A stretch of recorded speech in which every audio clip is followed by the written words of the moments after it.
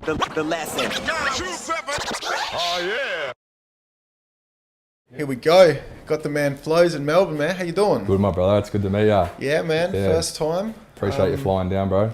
Yeah, it's not every interview that we actually, take the time to fly into state to make it happen. That's it, bro. It was meant to be, cuz. Had to make it happen, you know Yeah, what I mean? man. But I remember, Sam letting me know he'd been talking to your homeboy Yeah. about trying to make this happen once you got out, and once we got you on the phone, it was all good. That's it, my brother. All the stars aligned, you know what I mean? Yeah, man. I felt right. So thank you very much. No worries. My pleasure. I know there's a lot of people that are, pretty interested to hear your story. You don't do many interviews. No, that's right. This is my first ever interview in 10 years. Yeah. So, glad to be here, bro. Yeah, man. Yeah. So obviously I want to get pretty deep into the music and all the stories behind the music. Yep. But even before the music started, so I guess in some of your songs I heard, references to your childhood, relationship with your old man, all the street shit. Yep. So I guess, first of all, you grew up in Newport. which is the west side of Melbourne. West side of Melbourne, yep. So tell us a little bit about that, because as someone from Adelaide, my understanding in Melbourne is that the west side is one of the rougher parts. Yeah, it is, mate. Yeah. So a lot of crime, a lot of drugs, a lot of low income, a lot of gangs. Just everyone out for their piece of the pie, you know what I mean? Everyone's competing really hard, and look, like, it wasn't easy, but at the same time, growing up, you're blind to all that, that's just home. That was the norm. So I never really saw it as different to anywhere else, or although I didn't get out to many more places, I pretty much stayed in the western suburbs, that was home. But like, the environment you're in creates the man you are, so. So what year you were born there and you've been there? No, I was born in country Victoria. Yeah, okay. Yeah, so I was there till I was about 4 or 5. Yeah. And my parents split up, and then mum moved to Newport, and then I moved up with mum. Yeah, so about five onwards. And then, so I guess, at around what age did you start, getting into a bit of trouble and dabbling in the street shit? Oh, early high school, bro. You Yeah. know. So like, as for most people, like, primary school's all good. Then you start getting into high school, start getting a bit older, start experimenting with drugs, and you're easily influenced at a young age, 13, 14, 15. That's when you start to, not follow your parents' rule and start doing stuff for yourself, and you're influenced more by external stuff, So obviously you're not at home as much anymore, so you're hanging out with certain people and certain groups, and so for me, man, about 14, that's when I really started to kick off into the darker side of things, And then, so I guess at that age, what kind of shit were you getting involved in, like petty thieving and? Yeah, so from early, man, it just started off as, petty thieving, just small robberies. I was in a graffiti crew from a young age, so a lot of gang fights, a lot of beef between crews, stuff like that. And then, obviously start getting to 15, 16, it steps up a notch, and people start getting stabbed, and, people start getting hurt, but just doing normal shit as a kid, stealing cars, breaking into shops, selling chuff, just all that stuff you do when you're young, So how deep did you get into the graffiti?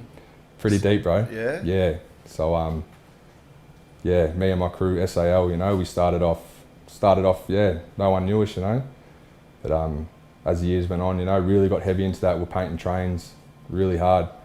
Yeah, really started making a name for ourselves in the Melbourne graffiti scene. Also do interstate trips up north to Sydney and Brisbane. Started making a name up there. But graffiti, in the early years, man, it was all about graffiti.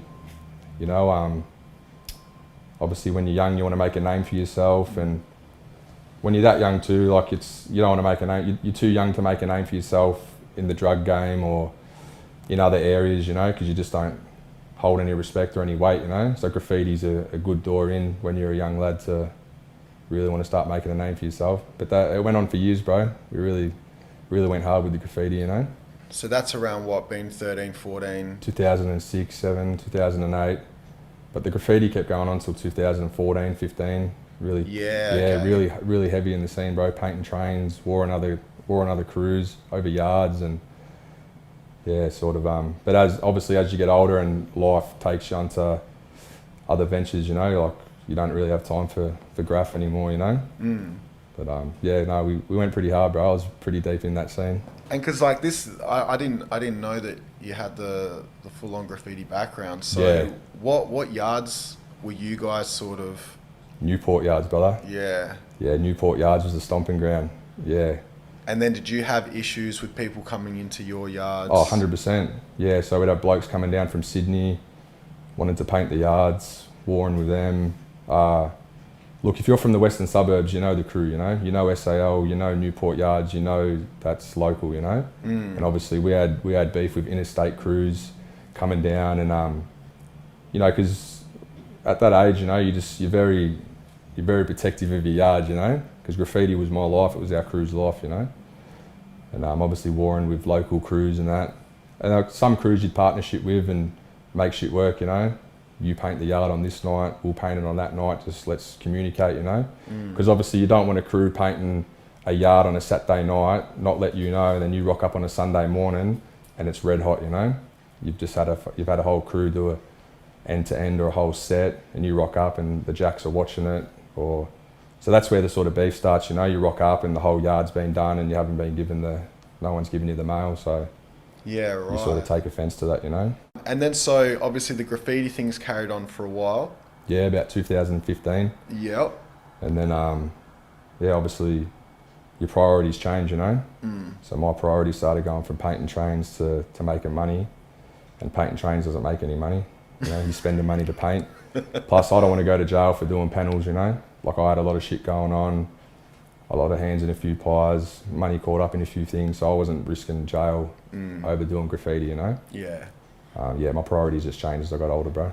And then so I guess the money making side of things, at around what age did that, you know, begin? In my early 20s, man. Yeah. So like I really come from, like I come from a decent family, you know, like, and by decent I mean like a loving family, you know. We never had much, but my mum always loved me and always loved my brother and my sister, you know, so I always had the love there. But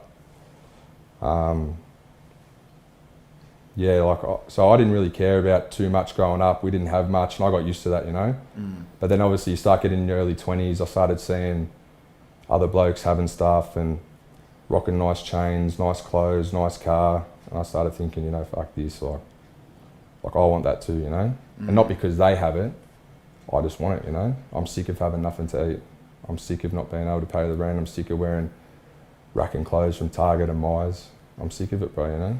So yeah, I started to get my hustle on, bro, and started to step into making some money, you know.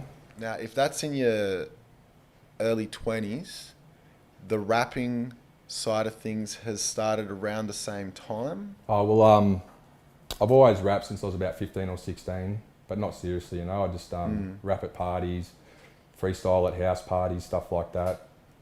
I did my first video, The Price of Life, when I was 19. So that was 2012, wasn't it? 2012, yeah.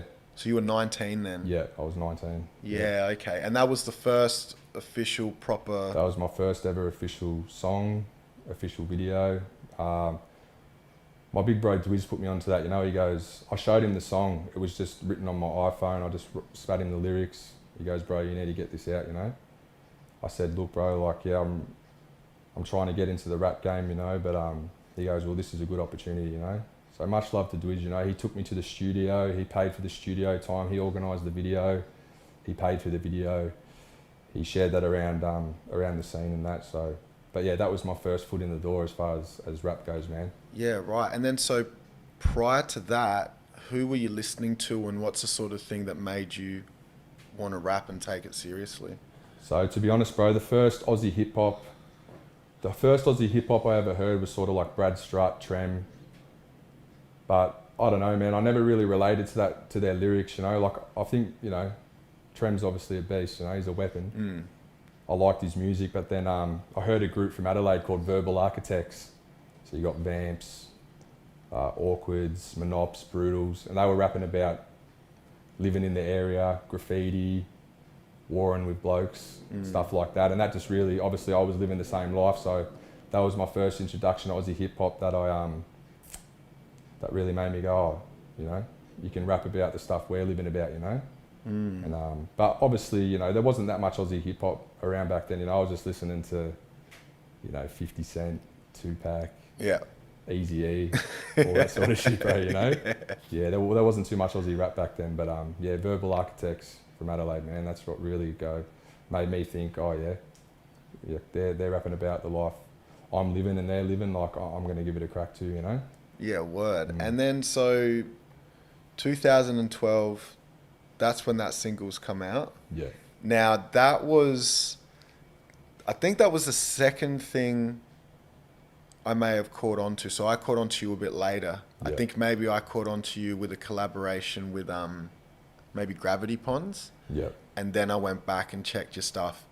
And when I seen The Price of Life, I was like, fucking wow. Like I played it back a few times. Yeah. Because you're saying so much in it. Yeah, it's a big track, brother, you know? Yeah. It's no chorus, no hook, no melody, it's just bars, bro. Start to finish, you know? Yeah, man. And like the way I see it, bro, is every bar hits home, you know? And even though it's my song, I'm telling my story, I think everyone can relate to it. Not everyone, like obviously you got blokes working 9 to 5s that aren't in the criminal world, aren't in the graffiti world, you know, they're probably not going to resonate with it. But most people, like when I'm rapping about loyalty, honour, family, we all can relate to that, you know? So yeah, it's my story, but I think that's why it kicked off, bro, you know? Yeah, man. I think it's done like 3.5 million views. Yeah. And one of the interesting things that we noticed about it is, like, we went back and looked at some stuff. The first year-ish, it did like 1 mil. Yeah. But then it was like afterwards, it actually kept. Usually, it's the other way around. It racks the majority of the spins in the first year. Yeah. And then slowly declines. Whereas in yours was a bit backwards. Yeah. Do you have any thoughts on why? The way I still remember when it got its first 10,000 views, bro. I was over the moon. The thing for me though, I was never about trying to get views. I don't care about views. I really don't give a fuck, bro. You know, I'm not rapping to get views or to get fame. I'm just rapping to tell my story, to rep the gang, to, you know, just to get some shit off my chest. So if it's back then 10k views, bro, that was major, you know. And I remember when I first clocked my first mil, that was you know, that was big for me, you know. But the reason I think that it kicked off later on is because I think Aussie rap just got bigger as the years went on, you know. So like you clock your first mil in that first year, and that's all your local heads and at the scene as it was then. But then as time's gone on, the scene's gotten a lot bigger, and every year you've got 16-year-olds that are turning 17 and 17-year-olds turning 18, and they're finding it for the first time. And obviously social media and the internet got a lot bigger, so people can share and spread the word, you know. So I think that's the reason why, bro. Yeah. Now, like I said, like in that one song, there's a lot. There's like a lot. It's like you kind of wrapped up your life up until that point in one song. Yeah. I don't know why, but there's a line in there that I just remember a lot, which is like, ice pipes and knife fights were Just childish tricks. or a common occurrence, or Yeah. I'm getting it mixed up a bit. But what was the actual line? Ice pipes and knife fights are just not childish tricks. So that line represents a few things, I guess. I mean, that's just obviously in the area, everyone's on the gear, you know, and everyone's packing a blade, everyone's stabbing next man. So I just, you know, obviously ice pipes and weapons have always been a thing in the area, but childish tricks sort of means it's like, you know, it's just for kids, bro, you know. Like it's just childish tricks, bro, you know. I mean, you just got young cunts smoking ice, carrying knives, like it's. But at the same time, it's a heavy bar because ice pipes and knife fights, you know, is heavy. And then I'm letting people know, like, well, that's what we're doing as kids, you know. So I don't know what life these other blokes are living, but where I'm from, that's what our childhood has in it, you know. Can you recall, I guess, when you first got introduced, you know, to ice, and then, you know, seeing what it was doing in the community and man, probably when I was 15, 16, you know. It's been around for a long time, bro, but not how it is now, you know. I remember 16, 17, it just, the prices started dropping, and obviously it's cheaper to get on the gear than it is to go get a bag of speed or something, you know, and it just, you know, it was good money, so everyone was selling it, bro, you know, and it really just come out of nowhere, and it's still around now. It's really just, it's a plague, bro, you know. But since early, bro, you know, and it's been in and out of my life sort of since before I went to jail, you know. A lot of people think that I smoked a lot of ice and was on ice all the time, but I really wasn't, bro, you know. You know, don't get me wrong, I've had fun and I've partied, you know, but that wasn't a part of my daily life, you know. I used to smoke a lot of chuff, bro, you know. I like my downers cars, just get on the zennies, have a mix, you know. But for some reason, man, people think that, Flowz is an ice head and that. And like, don't get me wrong, I've had a puff, but man, I didn't smoke all the time, you know. And then, so what are some of the, I guess, what are some of the craziest things that you've seen or noticed within people when they take shit like that? Look, man, like I've just seen people sell their souls for it, bro, you know. I've seen people turn on their families. I've seen people sell their kids. I've seen people turn on their mates in a jack shop, give their 5/8, 10 years in prison because they want to go home and have a puff. They don't want to get locked up and not be able to go home and have a puff, you know. So they'll sell their man out for, give them 10 years, 15 years, you know. But I've seen some bad stuff, bro. I mean, yeah, as I said, I've seen blokes sell their kids for it, man, and that shit's heartbreaking, you know. That's disgusting, bro. But again, man, just it becomes normal in the area, you know. Yeah. Yeah. Wow. And then I guess with the violence that goes with it, is that generally, you know, because of like unpaid debts, turf, that sort of shit, or? Yeah, like there's a lot of factors that come into play, bro. You know, like when you deal in ice or you deal in any drug, you're putting money out there. If people don't pay you back, then you got to go get your money. Other blokes are selling in your area, cutting you out of shit. You're going to go make an example of them because it's bad for business, bro. But at the same time, like most blokes are smoking ice and staying up for 5-10 days. So when you've been up for 5, 6, 7 days, bro, like you're not normal, you know what I mean? So like you react in like a way that isn't normal to how you'd normally react to certain situations.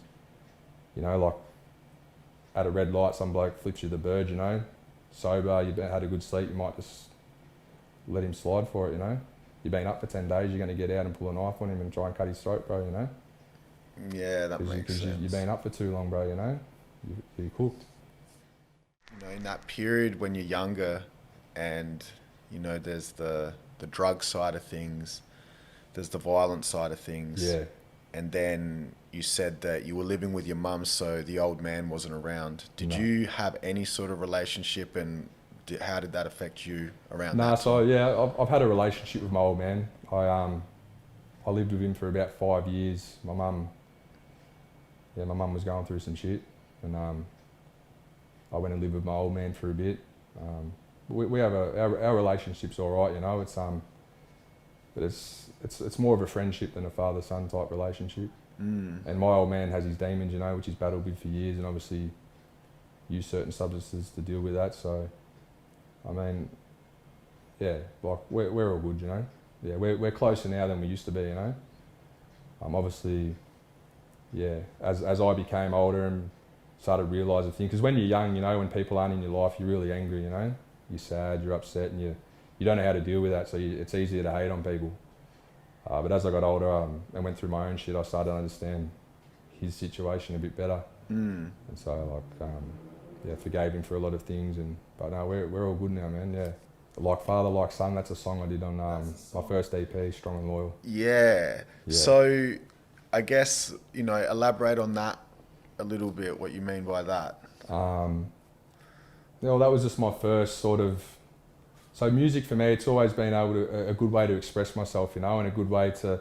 I could never really talk to my old man about things, so I just thought, I think I wrote that when I was 18, recorded that when I was 20, but I wrote that when I was 18, you know, and it was just my way of letting him know how I felt. There's a line in the song where I say, "You aren't and never were a hopeless father," and because he wasn't a hopeless dad, you know, he was just going through his shit, you know. But obviously, I touched on some issues there, and but the main sort of theme of the song. It's a good message, you know. Like the love was always there, but his priorities were elsewhere, you know.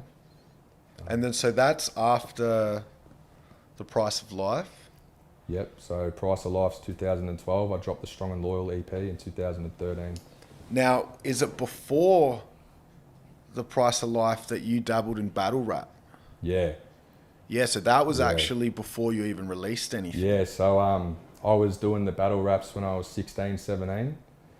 And so back then there wasn't much opportunity to get into the game, you know. Plus I had no money back then. I had no connections. I wasn't able to do videos or hit a studio. So I remember just thinking like, how I want to start getting into the scene, but how am I getting into the scene, you know? And back then battle rap was the thing, you know.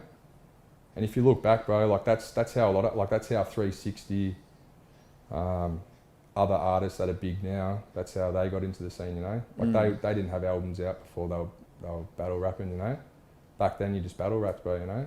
And then 2013, 14, the scene started really kicking off, and blokes started doing albums, and blokes are doing really well for themselves now, you know. That was just my foot in the door. That's how I saw it, you know. That's where I met the Wizard of Oz, my big bro, and he gave me a shot. That's he said come through, you know. And he's always shown me a lot of love, bro. And we're still brothers to this day, you know. But yeah, it was only, like I'm not into battle rap, bro. The thing with me, especially when I was younger, I was real anti, and it was hard for me to hate on someone during a battle and then be friends with them after it.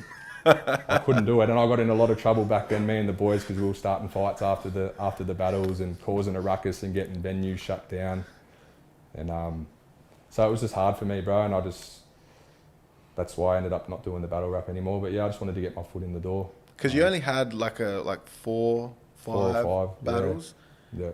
And I think one of them was a 2-on-2, and it was you and Vamps. Me and Vamps versus P-Cert and Tourette's, I think. Yeah.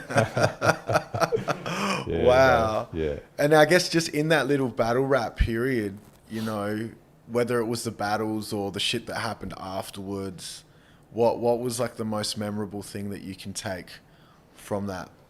The most memorable thing is meeting the Wizard of Oz. Like that's my brother.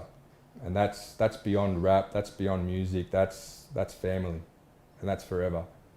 So I don't look at it as what did I take out from it as like, did I get views, did I get my foot in the door? Nah, man, I met the Wizard of Oz, you know. And he's SAL, bro. He's part of the family, and I'm blessed to call him my friend. And yeah, so that's what I took out of it, bro. That friendship and that brotherhood with him. Yeah, word. So that's before The Price of Life. That's before The Price of Life, yeah. Then The Price of Life has dropped. Yeah, man, and that's once I did my first video and had the opportunity to get in the booth. That's when I stopped battling, bro. 'Cause, yeah, I didn't need my foot in the door anymore, and I was sick of hating a dude for 6-7 minutes and then pretending to be their mate afterwards, bro. You know, I just couldn't act fake. You know, I couldn't do it, man. Plus, I was causing too many dramas for all the promoters and the venues, so I was just like, I'll do them a favour and just stick to the studio, bro, you know? So was it basically a thing like after the battles you're catching up with dudes in car parks and shit like that? Yeah, bro. Yeah. But even more so is my mates, you know? So the same boys I was with back then are the same boys I'm with now, you know? SAL. And they take offence to what someone would say to me. And half the time I wouldn't even kick it off. My mates would be out there waiting for him once the gig was over, you know? I guess, can you recall any, like in particular, any incidences after the battle where shit went down? Yeah, bro. Just, I won't mention names and that, but just knives getting pulled. Oh, to that level? Yeah, of course, bro, because we're young, we're getting disrespected. We got egos. We're not copping that, you know? So it was bad for business, and as my respect from Dwiz grew, you know, I just said, look, bro, like, it's probably best, you know, that I'll stop coming. I don't want to do it anyway, and I know you're trying to run a business and make money.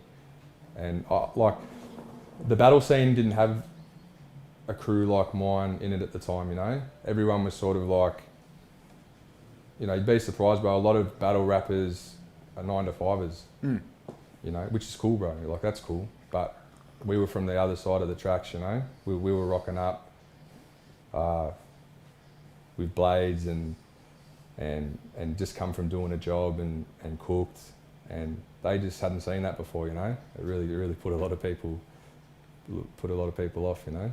Made them feel a bit uncomfortable, man. So So then you've stepped away from the battling. yeah, You dropped the Price of Life, which, you know, obviously kicked everything off for you. Then after that was Strong and Loyal. yeah. And that's like a theme that's throughout your music all the way through. Now, so when you were painting, that was the name of the graffiti crew. Yeah, so it actually started off as Still at Large, because at the time we were on the run from the Jacks, and we were facing jail time and had a lot of heat. And yeah, my mate came up with the name. He goes, I go, well, we're at large, you know. He goes, no, bro, we're still at large. We've been at large, you know. And then as time went on, you know, like it just turned into Strong and Loyal, you know. And that just represented me and the rest of the boys so perfect, you know, because that's who we are. And strength and loyalty are two things that we live by and we'll die with, you know. So it became Strong and Loyal, and when I got the chance to do my first EP and put myself out there and my name, I obviously wanted to rep the whole family, you know. So I called it the Strong and Loyal EP. And it's Strong and Loyal forever, bro. Like, it's not a rap thing, it's not a graph thing. It's just us, you know. It's family, bro. Yeah, you know, it's much deeper than rap or graffiti. It's got nothing to do with that anymore, bro. It's a family. lifestyle thing. Yeah, it's just family, bro. You know, we're SAL, bro. You know, it's who we are. Yeah. And then on that release, is that because you had a feature with Alex Jones in 2013? Yeah, that was on his debut album, I think. Was that the same year though as you dropped Strong and Loyal? Yeah. Yeah, so it was the same year, but it wasn't a part of that release. No. So yeah, that was on his release. Yeah. And then so how did the collaboration with him, because he's, you know, regarded as maybe, you know, some people regard him as maybe the best spitter from the country ever. Yeah, he's my favourite rapper in Australia. There you go. So how did that connection happen? So we just had a lot of mutual friends from the area. He's from Moonee Ponds, I'm from Newport. He was actually in the graph scene too. He was rolling with MTS, which is, you know, they had a big name back then. And we were pretty much the same age, doing the same thing, rapping about the same stuff. So I can't remember if it was him that reached out, if it was me, but we came into contact, and I'd heard a bit of his music, he'd heard a bit of mine. And obviously we had mutual friends, so I'd heard good things about him, he'd heard good things about me, which is, I need that if I'm collabing with someone. I'm not just going to collab with someone because they're getting views or they're doing dope music. I don't know, this dude could be a dog for all I know. He could be a goose, I don't know. I need someone to vouch for him, you know. I need to do a resume check. You know, so I heard good things about Alex, and yeah, he heard good things about me, and we started talking, and yeah, he sent me through the beat and the verse, and I jumped on it, bro, and that was the start of a long friendship that still exists to this day. So you were familiar with his music a little bit before? Yeah, I'd heard his tape, Blood Runs Deep volume, like the first one. I'm talking back in the day when he was still going by Flea. This is before Dr. Flea, before Alex Jones. It was just Flea, Blood Runs Deep. A few songs on there, Chemicals Talking, a few others. But yeah, that tape was getting around the area, you know. And he was sort of the first, even before me, he was the first bloke from the area to put a tape out and was rapping about the shit we're doing. And so that tape did the rounds in the area, you know. And I can't remember where I heard it, but I heard it, you know. I said, yeah, this guy's dope, you know. But I didn't think nothing of it. I didn't hear it and go, I'm going to do a track with him, I want to do music. I just heard it and thought, yeah, that's dope.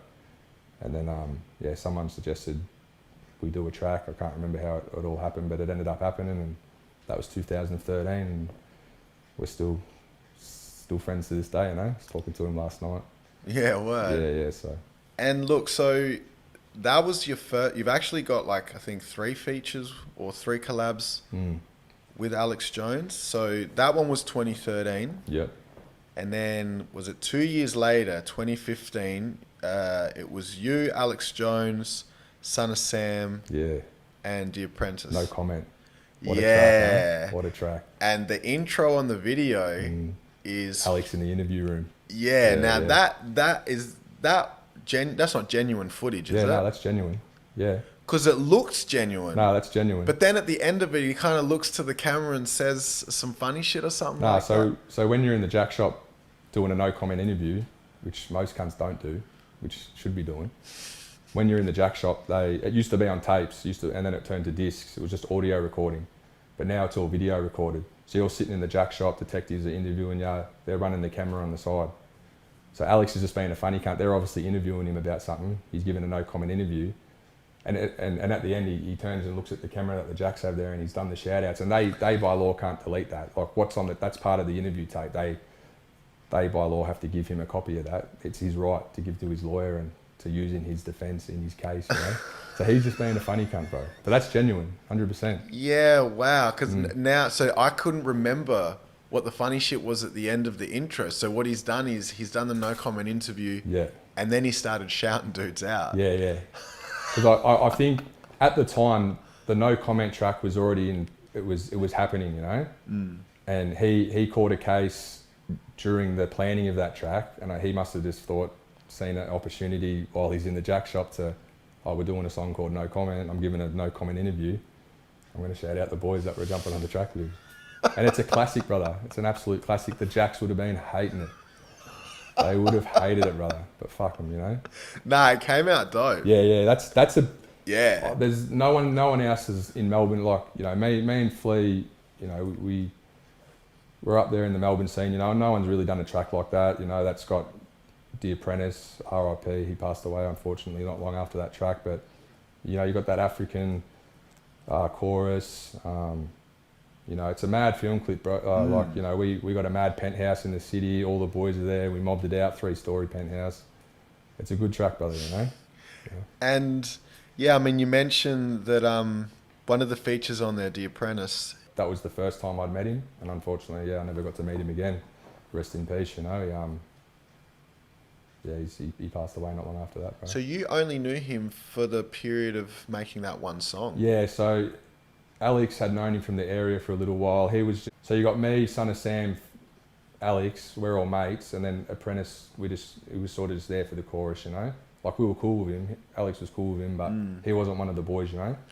Alex was sort of going for that sound on the track and knew him and brought him in for the track, you know. So that's how I met him. And do you know or do you recall how he passed away? Yeah, he took his own life. Yeah. Fuck. Yeah. Very sad, bro. Very sad. Yeah. Wow. Sorry to hear that, man. And then so that was the second joint that you've got with Alex Jones. Yeah. And then there was another one, Couldn't Stop. Yeah, man. What a track.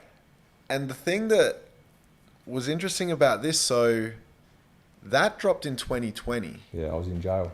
Yeah, so I wanted to ask you, how did that happen?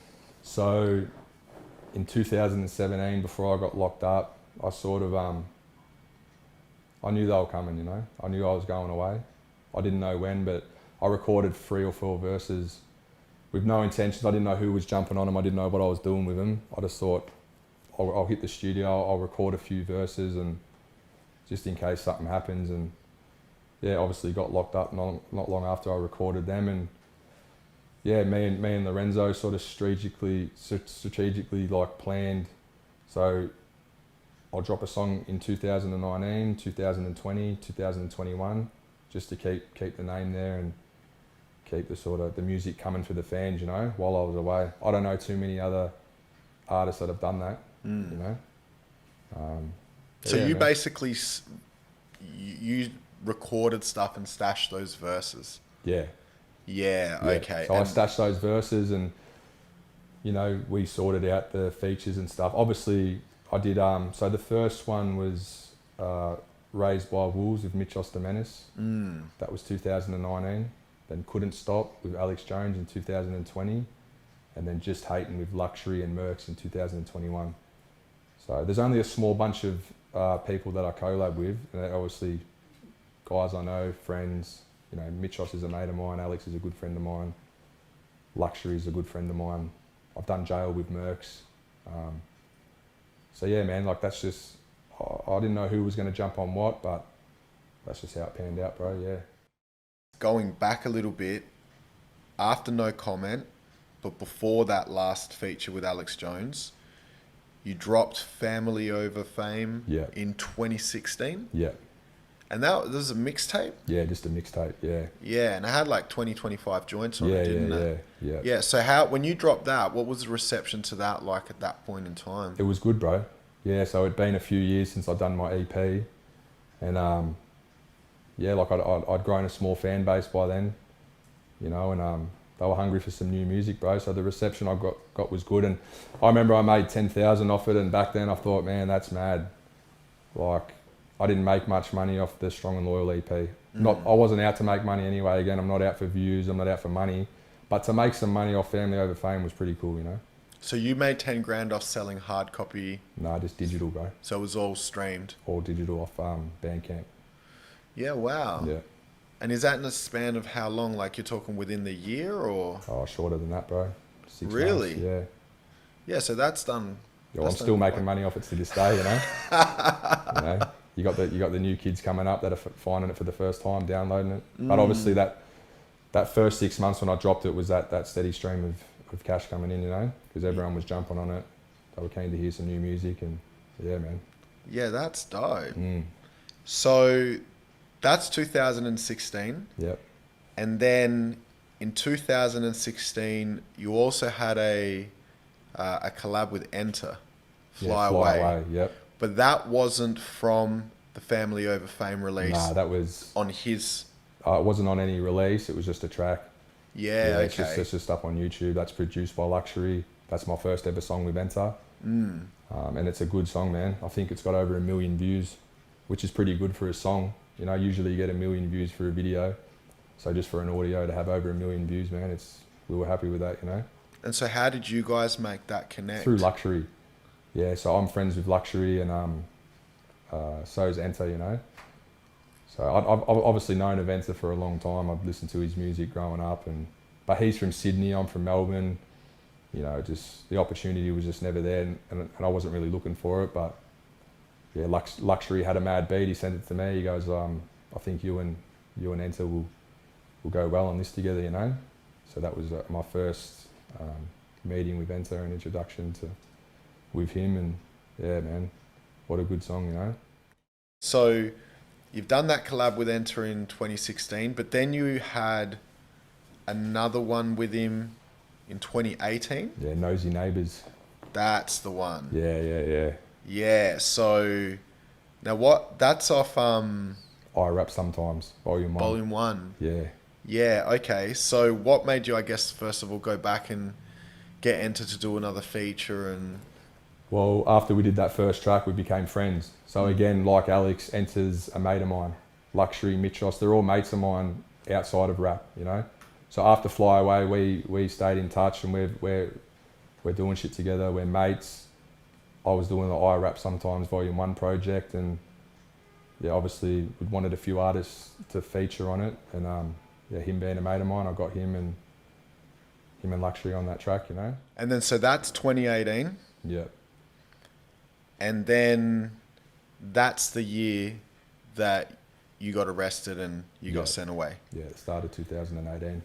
All right. Well, and you know, you've done your 3 years and you're out now. Home, brother. Welcome home, man. Thanks, brother. It's good to be back. It must feel amazing. Yeah, it's good, bro. Yeah, it's good to be back with the family, you know. And I mean, look, I'm sure everybody's, you know, been waiting to hear new music from you, and is interested in the story. Yeah. Of, you know, this part of your life. Now, before we delve into that particular situation, because you mentioned that you had those verses because you kind of felt that the police was coming. Yeah. You had that intuition. Yeah. So obviously you've been on their radar for a while. Yeah, for years. Yeah. Yeah. Now, I want to take it back to, you know, if you were doing the petty shit or, you know, the more youngster shit, do you recall the first time where you had your first serious interaction with the police, whether it was a raid, getting pulled in for an interview? Oh, first, I don't know, serious interaction. I've been getting raided for years. Cops have been kicking down the front door since we were young, you know. Yeah, I've always had right. interactions with the cops. That's nothing new. My first, obviously, when they come and got me for what I went to jail for, that was the first serious interaction with them. Mm. But I've always had interaction with the Jacks in terms of them coming to fucking try fuck my life up. Yeah, they're always knocking on the door, pulling us over. So did it get to a point where they knew you like by first name basis? Yeah, they know me by Flowz. Yeah, okay. Yeah, they know I rap and all that. Yeah. Yeah, they hate it. They hate it. Yeah, they fucking hate it. Did they actually say this to you, or Yeah. you just Yeah. really? Yeah. They just say, you know, like me and the boys are raising the crime rate in the area. We're giving the area a bad name. We're costing them too much money. Yeah. And so then they would be in tune with your music. Yeah, I'm sure. Like I don't know. They haven't. Well, they know me by my rap name, so I'm assuming they've watched my videos. You know. Mm. So then That's why I've always been. I don't talk about crimes. I don't put guns in my video clips. I don't put drugs in my video clips. Like I'm not trying to give them ammo for a case. You know. because they can use, even though Yeah. it's in music. They can use that. Yeah. Yeah. And I don't know a lot of these blokes putting that stuff. I don't know, each to their own, but not me, bro. You know, I'm not trying to catch a case. I'm not trying to do a whack. I'm trying to fly under the radar. So yeah, I don't put that shit in my videos, bro. You know. All right. So then the police has been in your life for what, 10 plus years? Yeah, since I was 13. Yeah. Wow. Yeah. Okay. And I guess along the way, for whatever reasons, come 2018, you feel like your luck is running out, or what is it that gave you that feeling, that intuition? Nah, so well, my co-accused got arrested for what we went to jail for. So he got arrested, and I just knew, bro. You just get a feeling. I knew they were coming. I didn't know when. I didn't know how. But you just get a gut feeling, bro, you know? I just knew my time was coming. Yeah, I just knew, bro. Yeah. And was that the first time that you've been arrested and been locked up, or you've done jail before that? That's the first jail sentence I've ever done. Yeah, okay. I've been on remand for a few weeks. I've been in and out of jack shops. I've done Adelaide Watch House. I've been locked up on the Gold Coast, Brisbane Watch House for years, in and out, you know, just doing that sort of shit. But the last 3 years I did was my first jail sentence, yeah. Yeah, okay. First time I'd ever been sentenced. Yeah. So your co-accused got snatched. From that, you kind of felt, yep, okay, it's all going to happen now. Do you recall the moment where you were when, you know, where they came knocked on your door? Or They didn't knock on my door, bro. They got the SOGs to come out in the bear tank, because they thought I had firearms in the house, because my crimes involved firearms, so they assumed that I had firearms in the house. So they don't knock on the door, you know. Yeah, wow. They're not going to risk getting a 12 gauge pulled on them at the front door, or shots going through the door. So they jump up. They're in the bear tank. They're on the micro. They're on the loudspeaker, the megaphone, you know. 4:45 a.m. in the morning. Jacks all like the 2 streets behind me blocked off. Jacks in every backyard. Wow. SOGs, you know. So what's an teeth. SOG? Special Operations Group. Yeah, So okay. They're there for major crimes, you know. Yeah, And right. they're there to deal with people that they suspect have firearms, or it could become a hostage situation or a shootout. You know, they're not normal jacks. They're not detectives. They're there for special operations. You know. And then you said there was a tank or something? Yeah, they call it the bear tank. So what's that? So it's an armoured vehicle. It's a big armoured vehicle, sort of looks like an army tank, you know. Yeah, right. It's got all the floodlights on it, the megaphone. It's got, you know, they're all hiding behind it with fucking their machine guns pointed at the house. You know, it's just an armoured vehicle. And this is when you were in, was it Newport? Yeah, I was in Newport. Yeah. Okay, and then so you've caught aware of this in the moment because you heard them, or because you seen them coming up Nah, the block? so they come at 4:45 a.m. But about 1 in the morning, I woke up to a helicopter flying above the house, and I went out the front and had a look, and there was just a cop helicopter, like they were floating above the house with all the lights off, and yeah, I sort of knew then. I'm like, fuck. So that was at like 1 in the morning. 1 in the morning, and then so what they were doing was really, they were getting everything in place, and the chopper was there just to make sure that we're not catching onto it, we're not running, jumping back fences, because they were blocking off the street, my street, the street in front of that, and the street behind it. So while they're all getting blocked off and they're creating a perimeter, the chopper's there to make sure that we're not getting out of that perimeter. Yeah, wow. So that's their eye in the sky. And then when you've noticed the chopper, you've gone out and seen the chopper, and you know something's up. Yeah. Did it cross your mind to get out of there, or did you, like, what did you do at that point?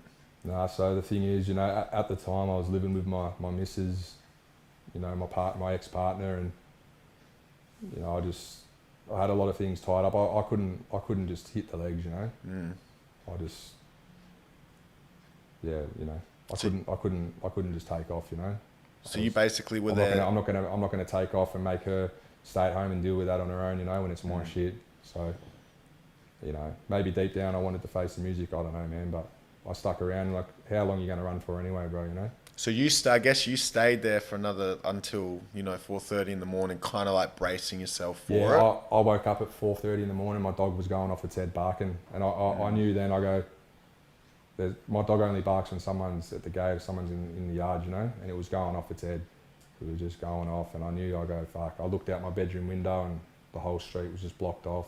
The bear tank was there. There was 2 detective cars on each side of the bear tank. There was like 50 jacks out the front, SOGs. I just woke me missus up. I said, they're here, you know. Yeah, wow. And then they've come and knocked on the door, kicked the door in. No, they don't knock on the door. They're on the megaphone in the armoured vehicle. So the floodlights flood up the house, and they're on the megaphone. You know, occupants of such and such street, house number, come out of the house, hands in the air, nothing in your pockets. We have the house surrounded. And I remember I ran to the back door, opened up the back door to bring my dog in, and there was just SOGs jumping over my back fence, neighbours' fences, guns pointed at me, red beams all on me, telling me get the fuck back inside, get the fuck out the front, you know. So I knew it was game over then, you know. And then so when you've walked out the front, they've casually put the cuffs on, read you your rights, or they're a bit rough around the edges? No, they're not casually put the cuffs on, bro, yeah. They got a chance to fuck my life, you know, so they take that opportunity. My roommate, my brother Betsy, who's unfortunately not with us anymore, rest in peace Betsy, he was living with me at the time, and my partner, he went out first. They grabbed him, but they weren't after him or my partner, they were after me, so they were sweet with them. They didn't fuck them up, you know. But yeah, you go out to the front, hopped on my knees, they're about 20 metres away, you're like that, hands in the air on your knees, and they make you crawl on your knees all the way to them. Obviously dragged me back behind the bear tank and gave me a flog and zip tied me. Fucking. Yeah, right. And then after they put you, because they put you in the bear tank, or they, you know, some sort of vehicle They to took take me, yeah. So the SOGs are just there for the arrest, and then once they've got you in custody, they take you to the detectives, which are waiting up the street. They took me to the detectives. The detectives just said, you know why we're here. I said, yeah. And then they went and put me in another armoured vehicle. And then they took you away. Yeah. Wow. And then I guess first of all, at some point in there, they read you your rights and they tell you why you're under arrest. Oh, that all happens at the jack shop. Okay, so that happens. Yeah, that hasn't happened yet. They didn't say nothing to me when they first got me. They just said, you know why we're here. Yeah. I said, yeah, whatever. They put me in the bear tank, in the armoured vehicle, took me back to Werribee Jack Shop. Yeah. And you go through a bit of a process there. You know, you get your photo taken, your prints taken, and then a few other things. You get strip searched, and then the formal interview begins. You know, and that's when they read you your rights and tell you what you're arrested for. Yeah, tell you what they're there for. Yeah. And then, so are you able to tell us what the charges were? Yeah, I was charged with 2 counts of armed robbery. Yeah, so okay. Two armed hold-ups, yeah. Yeah, just pumped the tills, took the money out the tills. Yeah, At okay. gunpoint, yeah. Wow. And I guess, you know, when you're in there and you're being interviewed, and this is what you've been charged with.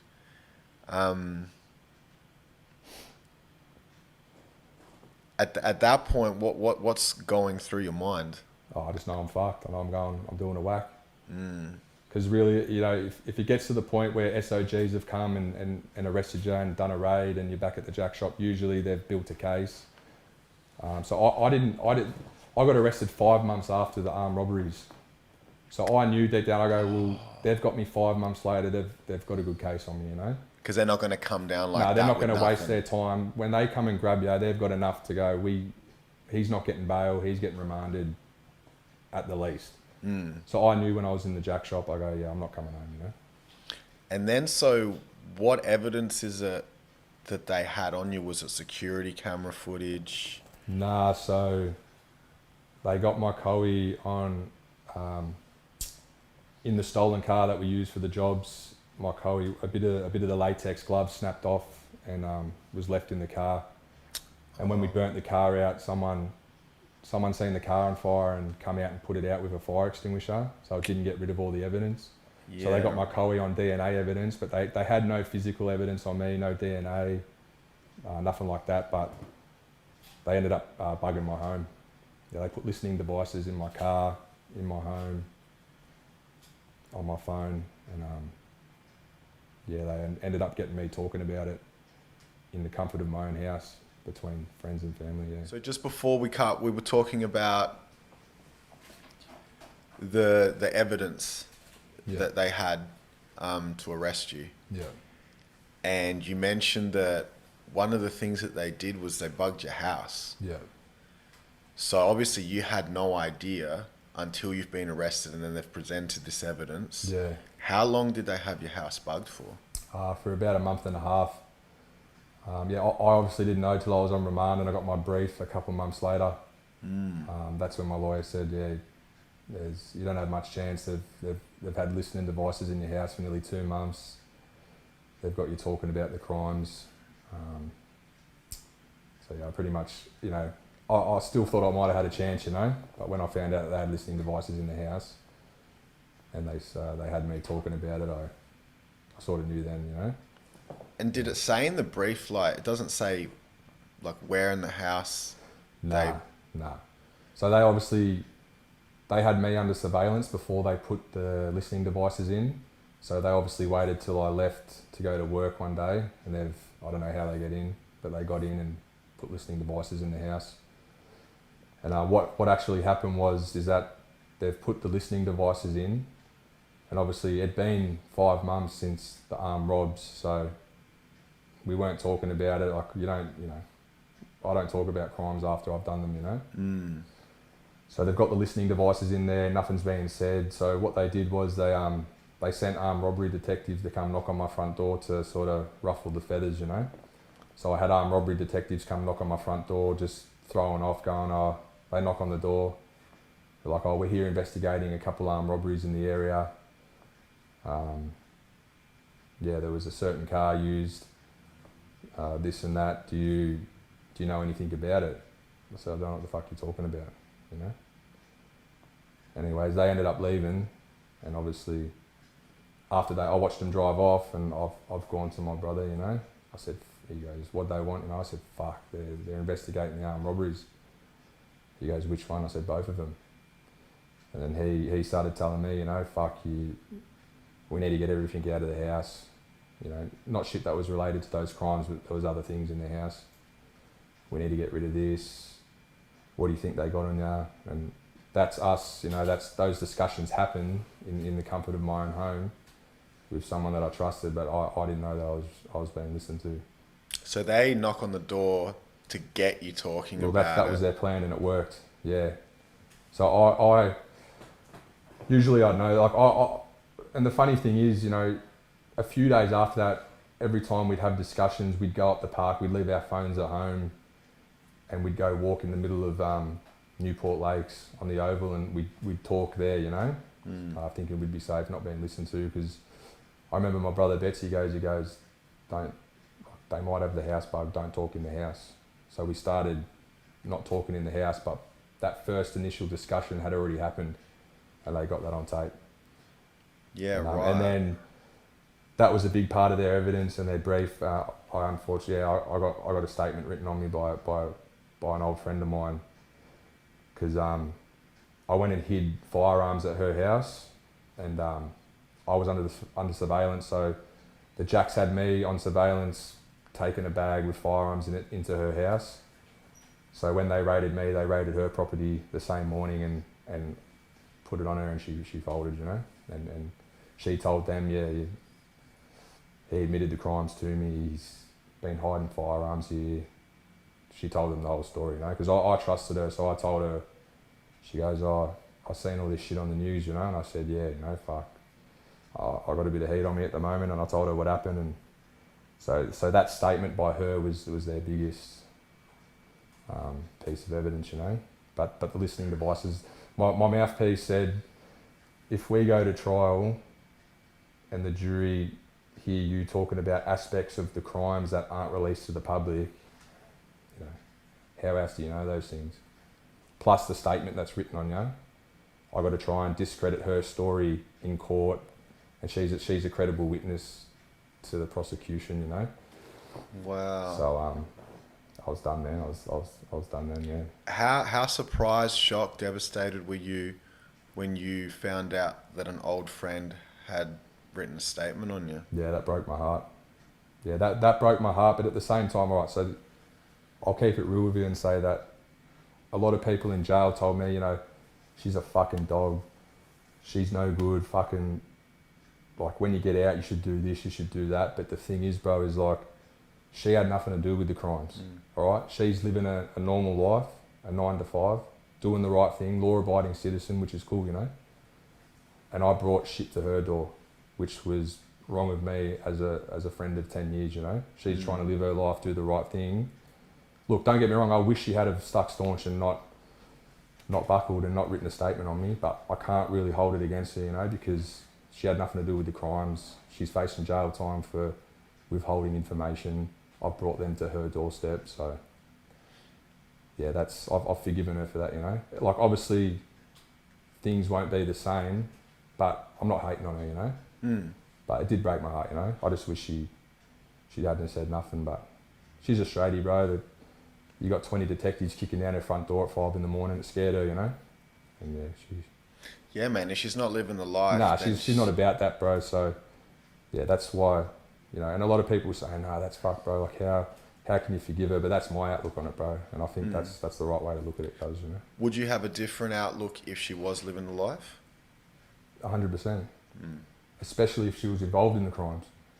That's just, you're a straight up dog if you're involved in a crime and you're involved in that life and you're telling someone, you know. Like, if my mum gets robbed, my mum's a normal law-abiding woman. If my mum gets robbed, she's not a dog because she makes a statement. She's not about that life. She's not in that world. This is what people can't understand. You got to separate those two worlds. You know what I mean? Yeah, I think a lot of people just put that tag on anyone who says anything, but don't realise. Very simple-minded, brother. You know. Yeah. You know, if that's the sort of way of thinking you got, like, it's, I don't know, it's whack in my opinion, bro. You know, because I can differentiate the two worlds. You know. But if she was in the criminal world and she was doing things like, yeah, I would have had a different outlook on it, 100%. But she doesn't. She's a normal girl and she works a 9 to 5, and I dragged her into my bullshit. So. And then, so once you realise all the evidence that they've got against you, like, then, so it never went to trial? No. My lawyer said 2-3 months since, once we got the brief of evidence from the prosecution, he goes, no, we're not taking this to trial. You'll get 8-9 years. If you go to trial, plead not guilty and get found guilty, he's like, you'll get 8-9 years. He's like, let's just plead guilty at the earliest point, and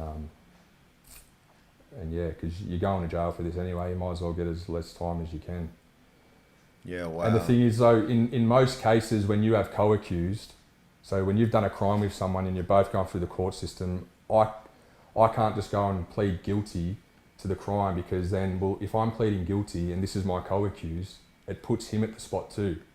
But the thing with my co-accused is he was under 18. He was 17 at the time. So he went through the children's court. So our cases weren't linked up in that way. So I spoke to my mouthpiece about it, and he goes, yeah, like, you can plead guilty. It's not going to affect him at all. He's going through a different court system. I was in the county court. He's in the children's court. So I pled guilty at, from my lawyer's advice, I pled guilty at the earliest time. And then once you do your plea, then you've got to wait a while until they give you your sentence? Yeah, so after your plea, you do a committal hearing, and that's when they so before you get sentenced, you've got your lawyer, the prosecution, so there's a judge, the prosecution tells the judge their side of the story, and my mouthpiece paints a picture to the judge, because unless my lawyer does that, the judge doesn't know who I am, what my background is, what I'm like. So the prosecution want to try and make you out as the worst bloke ever, whereas my lawyer's fighting for me, trying to let the judge know, well, yes, my client did this, he is pleading guilty of this, but this is who he is, this is his background, this is his family in the courtroom, this is what he's got going on for him. The judge takes the information from both sides, goes away, makes a decision, and you go back for sentencing. And when you went back for sentencing, did you have like an idea of what you were looking at, or? Yeah. I always knew it was around. I knew I was getting a parole sentence, so it was around 5 years on the top with a non-parole period of 3 years. Yeah, that was what I was to expect. Anything less than that was good. Anything worse than that was would have been a loss for my legal team. And then and that is what you got. I got 4.5 years on top with 3 on the bottom. Yeah. And you only had to serve the 3. Yeah. So I served 3 years, and I'm out on parole at the moment. Wow. And I guess when they hit you with the sentence, what went through your mind? I mean, you were already somewhat prepared, but can you really be prepared for something like that? You can only prepare yourself so much. I knew I'd been on remand for 10 months.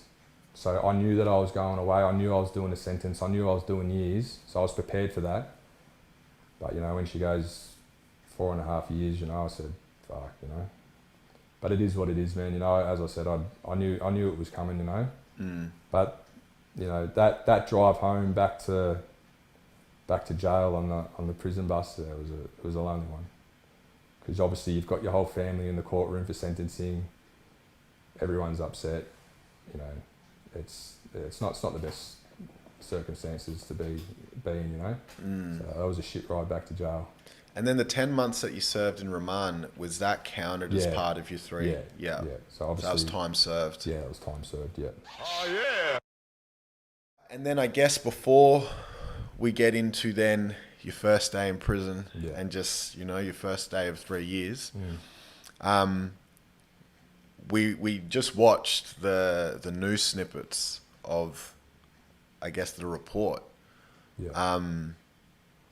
And seeing, some of that footage, it's wow, is just the only thing that comes to mind. Yeah. As comfortable as you are to talk about it, can you walk us through, I guess, your mind frame and that day of that robbery that got you sentenced to 3 years? What, so the actual robbery? Yeah, like just how was that day and how was that time leading up to it? What's going through your mind and, Nah, not too much, to be honest, bro. So crime is not new to me. I've done crime since an early age. I've been in some bad situations. I've done some bad things. So doing the armed robberies was just, I was in a tough spot, and I was actually doing an apprenticeship at the time of the armed robberies. I was doing a carpentry apprenticeship. But I hit a tough spot, and I fell back into what I knew doing best when I was younger, I hit a tough spot. I needed cash. So instead of doing things in a mature way, I just did what I knew best, Do you take drugs before doing something like that? I didn't. like it's not like, yeah, no, like you don't. I don't think many people do need drugs to go do a crime. You might be on drugs at the time of the crime, but no, not me. You know, like I needed money and I didn't need drugs to go get that money. And then, you know, so the armed hold-up's been committed. 5 months later is when the Jacks have come and got you. So I thought I was in the clear. Yeah. 4 or 5 months goes by. 4 months goes by. No news, nothing. I thought we're in the clear, you know. But then my colleague got arrested. And I thought, fuck, what have they got, you know? I didn't know anything at this stage. I didn't know what evidence they had. And then I remember I was in Newport. I had an appointment. I was sitting in the waiting room and they had a TV in the corner of the room. And a news clip come on, and it was a news clip about detectives still on the hunt for 2 violent armed robbers. They're stepping up the search. They got new evidence. They're setting up information caravans. And that's when I sort of thought, fuck, I'm not in the clear.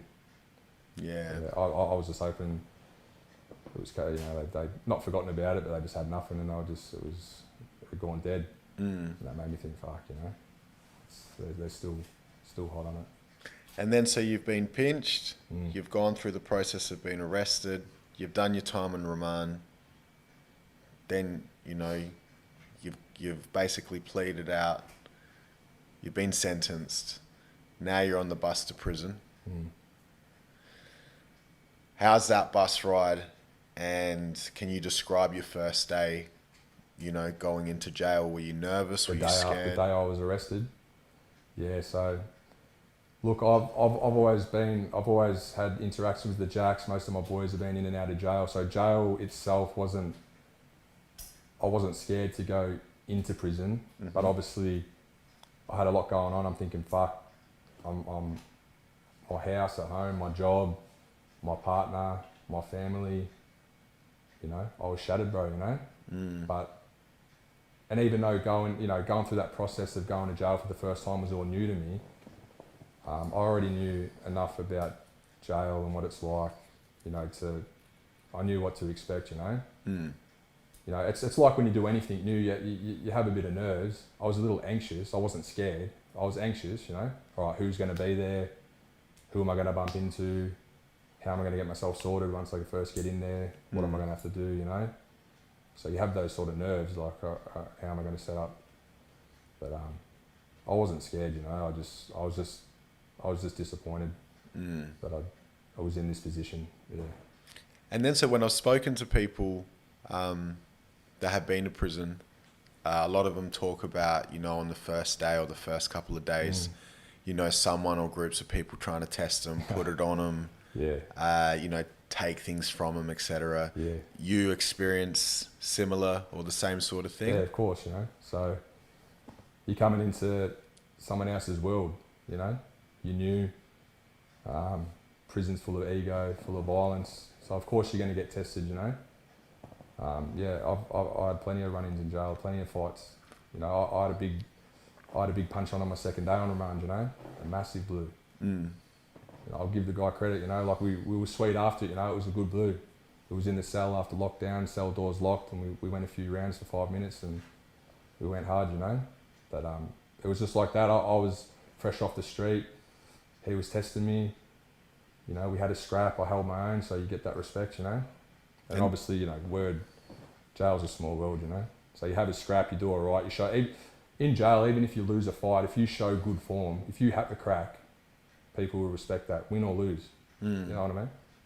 And then so that particular incident was in remand. Yeah. I did 10 months on remand at MRC, maximum security, and I had more fights at medium security prisons than I did at maximum. And why do you think that is? I don't know. I think because,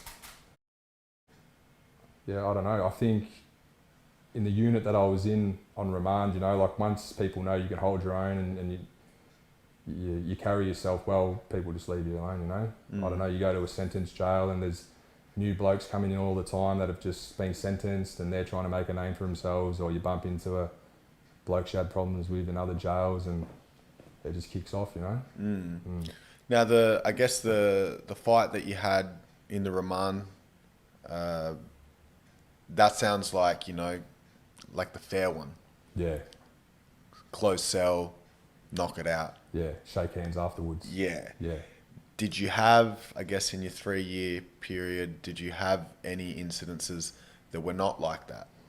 Not myself, not to me personally. I never got outed, but plenty of blokes do. Yeah, it happens all the time. But I understand that. I mean, if I'm in jail with my brothers, and this guy disrespects my brother, I'll let my brother have a fair crack with him. At the end of the day, like, I'm still going to have his back, and if it kicks off, I'm going to help my mate, you know?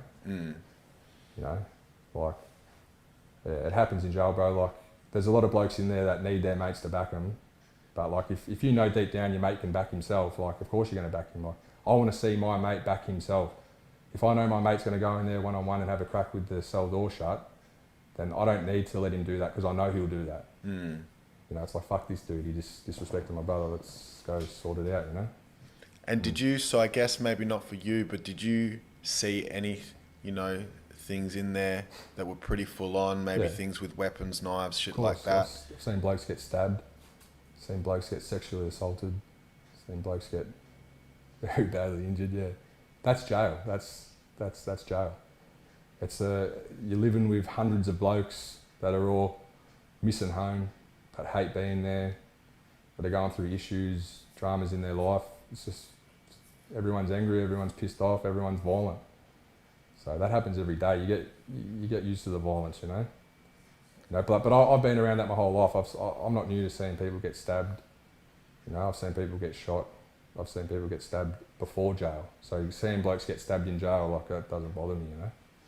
What do you think is the most violent thing that you've ever seen, whether it be in or out of prison?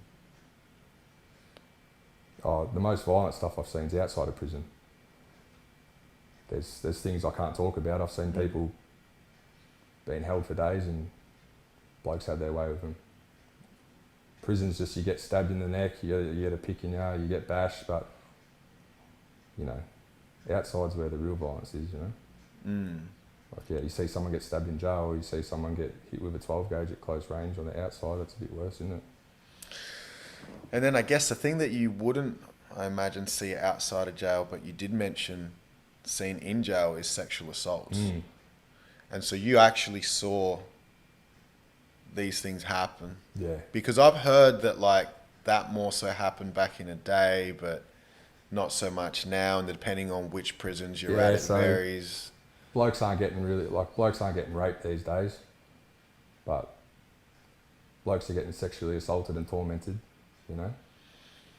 So, for instance, you owe someone money, all right, you got 3 choices. You can either get 2 hot kettles poured over your back, you can either get filled with holes until you're airlifted to St. Vinny's, or you can get fucking done up the arse, you know. Fucking hell.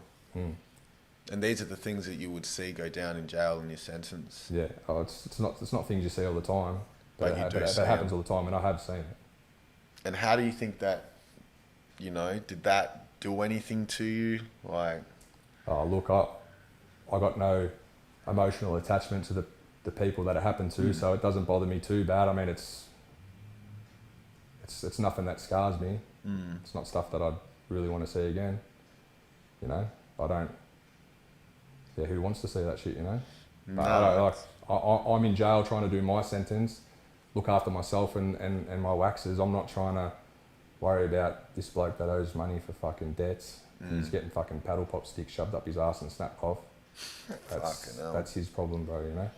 and then I guess on the 3 years, other than maybe some of the fights that you've had, and is that because you new people are coming in and you're getting moved around to like different prisons? Nah, so it's not even like that. It's mainly just you're living with blokes all day, every day.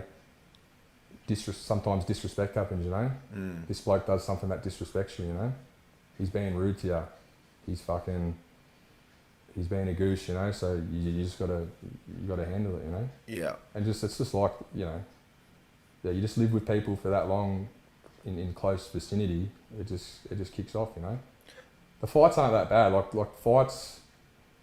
The fight's not that bad, you know. What, you have a scrap, you know. Like I'm not new to having a fight, you know. So people think, oh, in jail, like, people test you and that. Yeah, so what? You just have a scrap, you know. It's And then get on with it. you got to worry about getting an ice pick in your neck, you know. That's because most people in jail are quick to, you know, you're lucky if you get in a fight. Usually you disrespect someone, they go arm up and then come fill you with holes. So Yeah, wow. It bypasses that whole, there's no reasoning, there's usually no fight, you know. Oh, this bloke's being disrespected, he's got to look after his ego and keep his rep, so he's going to come, he's not going to take a chance fighting, you know. He's going to come put holes in you, you know. And did you ever, although you had the fights, you never had incidences where someone tried to poke you? No. Yeah. No. I didn't stab anyone in jail. I haven't been stabbed in jail. I've seen people get stabbed in jail. But no, not personally. Didn't happen to me. That's been your last 3 years. Yeah, man. That was my world for 3 years. And I imagine it's been a long 3 years. Yeah, it's, you know, when you're in there it's long, but looking back on it, it went quick, you know. But I'm fully aware that it was a long time. But to be honest, brother, I'm just blessed that it wasn't 10 years. I got brothers doing 10, 15. You know, so I did 3 years, bro, you know. I still got enough time. That's a chance for me to do my time, get out and still kick shit off. And where I left off in a positive way and live my life. You know, blokes do 10, 15, come out and they're just institutionalised, bro, you know. They don't really have a chance to go and make a new life for themselves or change for the better. They've been in an institutional setting for too long. And what is it that motivated you to, you know, during your time in jail, I guess, you know, get your shit together and try to come out, you know, good, healthy, with a plan. Yep. You know, you're working now, because a lot of people, that's not what happens. Yeah.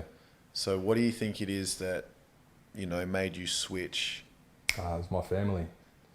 So my mum, my younger brother, my boys, my sister. I just saw what...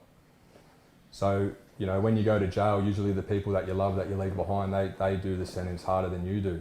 Because I'm in jail, I become a part of that world. It's just, it is what it is, but they're out there, they miss you. So I watch them struggle, I watch them hurt. I watch Mumsy crying in the courtroom. I just didn't want to do that to her again, you know? And I know that I've got it in me I knew I had it in me to change my life around and do the right thing, you know? As I said to you earlier when we were speaking, you know, I've always had one foot in that criminal world, but I've still had a foot in the regular world, you know? I know how to work hard, I know how to make an honest dollar. And so I sort of just back myself and as much as I own it to myself, I owe it to my family. The respect and love and loyalty I have for my family is what gave me the strength to change in there. And, Yeah, no, it seems as if, yeah, you've really sort of learnt a lot. Yeah. From probably not just those 3 years, but that time probably gave you time to reflect on your whole life. Oh, it did, bro. I had 3 years to think about my whole life. All the things I'd done, all the shit I put my family through, all the wrong decisions I made. And I thought, I'm just not going to keep doing that. I don't want to do that anymore. I don't want to do crime. I've done crime. No one can say that I never did that or I didn't do this. I know what I've done. I've done crime for that long. I don't want to do it anymore. I don't want to get out and sell drugs. I don't want to move keys. I don't want to make 100K on a drop. I don't want to do that. I want to go to work every day. I want to make an honest dollar. I want to buy a house, pay a mortgage. I want to live a normal life. That's what I want to do. Yeah, that's word. And then look, like we mentioned earlier, in that 3 years, that's where you dropped those collabs. I think it was with Enter, Mitchos and Alex Jones. Yeah, which are three great. Yeah. They're all bangers, brother, you know? Yeah, no, I think most dudes couldn't even make that happen if they're not in jail. Yeah, yeah. So you've played it very well, I guess, musically with what you had. Thank you, in the time that you were there. And you've only been out a month. 6 weeks. 6 weeks. Yeah. How has it been readjusting now to, you know, regular life? Yeah, it's the first few weeks were really hard, to be honest, bro. Yeah. You know, I was used to an institutional setting. I'm used to being alone in a cell every night. You think, oh, I'm going to get out, it's going to be the best. And it is now, but when you first get out, it's just such a shock, you know? And I struggled with it a little bit. And the thing is too, so while I was locked up, my partner, you know, she left me. My best mate committed suicide. And when you're in jail, it's a bubble, you know? So I didn't deal with those things while I was in prison. So all of a sudden, I came home and that's when it all hit me, you know? I go, oh, she's gone. My mate's dead. And I had to face that reality, you know? And that was really hard, bro, you know? Real hard. Yeah, wow. Well, you're here now. I'm here now, brother, yeah. And I think it's safe to say you're here to stay. Yeah. What are the plans musically? I'm sure you know that the fans will watch this interview and be like, we like the interview. When's the next, you know, the next single, next mixtape? Yeah. Do you have any plans for that yet? Because I understand you're trying to just... Yeah, so you know. My plans are, so I've recently just written a song called TBM World. That's about my brother Betsy that passed away. So I'll be doing a song and a video for that in the next month and a half. So that'll be my first drop. And then I'm going to do I Rap Sometimes Volume 2 mixtape. Then I'm going to do my album. And then that's it. And then will we maybe see a live show at some stage? Yeah, so once I'm off parole, so I'm on a 10 p.m. curfew every night till November next year. So I mean, unless it shows during the day, I can't really do it. I actually got hit up from a bloke from Perth. He's like, we want you to come headline a show at Perth. We'll pay you such and such. I thought, man, I'm sorry, bro, I can't leave the state. I've got to be home by 10 every night. So, you know, I don't know, man. Like, that's November next year. I don't even know if I'll be rapping then. I can't tell you that. I don't know. You know, I definitely know in that time I will do my mixtape and I will do my album. But yeah, once I'm off parole, man, I don't know where I'll be. I know that I'll be working and I'll be kicking back with my family and living life. I just don't know if I'll be doing I guess, music. you know, being away 3 years, a lot of things can change. In music, shit changes pretty quick. Yeah. So, you know, you've gone in, is it on the tail end or the middle of 2018? The start. Okay, so the start of 2018. So if you think back to the scene, you know, Australian rap at the start of 2018 before you've gone in, and we were briefly chatting about this before, like someone like Chillin' It was out, but wasn't the Chillin' It that is of now. Yeah. And I think the drill thing, like I don't think 1-4 had... I wasn't around. No drill rap. So take us back to what was, I guess, hot on the radar when you went into jail, and then when you've come out, how has it been getting your head around all the new shit that's happened over the last 3 years and what's really sort of caught your attention? Yeah, so pretty much before I went in, it was just the usual, you know, you got Mitch Isenenta from Sydney, you got Alex Jones from Melbourne, you had all the old school dudes, you know, but none of this new shit, you know, none of it. So, it was, yeah, like, I haven't listened to too much, to be honest. I don't listen to much Aussie rap. I listen to UK stuff, American stuff. I listen to, you know, my mates, Alex, Mitch Os. I listen to Husky's music. I have heard a few Chillin' It songs. I've sussed out a few videos. But obviously I'm aware of like 1-4, Chillin' It success. And yeah, it's crazy, man, you know, and good on him, bro, you know. It was just, the whole drill thing was just been out, you know. Because I've been listening to drill since I was 18. It was massive it comes from Chicago. Yeah. And then I was listening to drill rap from UK rappers in 2013. And all of a sudden I was just, to come home and see like Aussies doing drill, you know, I'm not hating on it at all. Each to their own. If that's the type of music they want to do, cool. It was just a shock to me, you know. I haven't seen Aussie rappers do that before, you know. Some blokes do it well, some don't. You know, you can tell who's real and who's not, you know. And I guess, it'd be interesting to get your opinion on, you know, the drill stuff that's coming out of here because, you know, after doing 3 years, you've come out and through your social media and, you know, even in this interview, you're making it very clear how motivated you are to stay out the streets and get into a 9-to-5, you know, and live the straight and narrow. Yeah. But, you know, there's a lot of conversation about how, you know, drill now in Australia is the reason why this kid got stabbed and, you know, this is happening, et cetera, et cetera. Yeah. As someone with, you know, with your background, how do you feel about drill in Australia and the impact that it is or isn't having on the community? Oh, to be honest, bro, like if blokes want to do drill rap and they're rapping about the lives they're living, I'm all for it. If that's their life and they want to do that type of music, good on them, you know. Like it's the people that are listening to it and thinking, I want to be like that, I want to do that. But how are you going to change that, bro, you know? You got young kids with egos and, you know, very easily influenced. You know, it's not the blokes doing the drill rap, it's not their fault. You know, they should be able to make that music because that's what they're living. That's their lives, you know. They do that. They drill.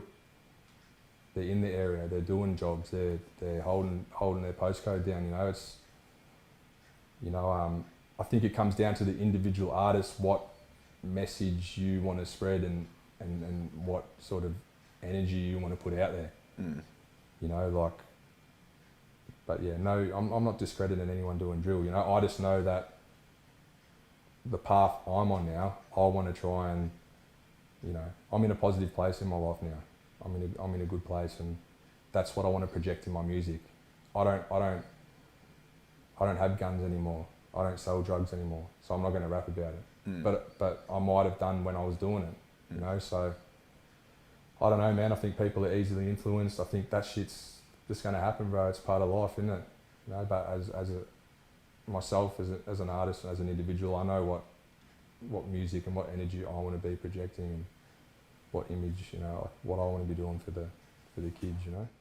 Top 5 all-time Australian artists for you. Can be groups, can be an MC, not in any particular order, but who are the top 5 that come to mind? Well, obviously, cuz I'm going to, you know, I'm biased, brother. I'm going to rep my brothers, you know. So you got Alex Jones, you got Mitchos, Luxury, Enter, The Wizard of Oz. You know, it's hard for me, cuz, because I don't listen to other music. I'm not blind to these other Aussie artists. I know they exist. I know they're making music. I just don't listen to them, bro. And that's not because I don't like them or I don't like their music. I just don't listen to it, bro, you know. But I listen to my mates, you know, and they're my favourite rappers, bro. And then I've asked everyone recently this question. It might be a bit hard for you because, you know, you've only just recently got out and a lot of this new music is still new to you. You probably remember, you know, the days where Hilltop Hoods and Adelaide were really killing it. Yeah. Melbourne, Lyrical Commission, Obese was really killing it. Nowadays, things are a bit different. If you were to, when you've come out, if you were to look at the scene like a ladder of the 5 cities that are really killing it in order, right? Who, as someone that's just fresh out, who clearly is, you know, number 1, 2, 3? Oh, Sydney's easily at the top. You know, Sydney's the biggest city. You got more artists there. So you got more artists that are doing things, you know. So just more artists are coming out of Sydney, so therefore I'll have to put them up at the top, you know. And then you got Melbourne. Sydney and Melbourne both have big scenes, you know. And then between Brizzy, Adelaide and Perth, I don't know. I don't know who comes next, but Melbourne and Sydney obviously are the standouts. yeah, of course, yeah. But Sydney's definitely at the top. And I'm not saying Sydney rappers are better than Melbourne rappers. I'm just saying as far as rappers coming out of that city, there's more coming out of Sydney and there's more stuff happening in Sydney just because it's a bigger place, there's more people.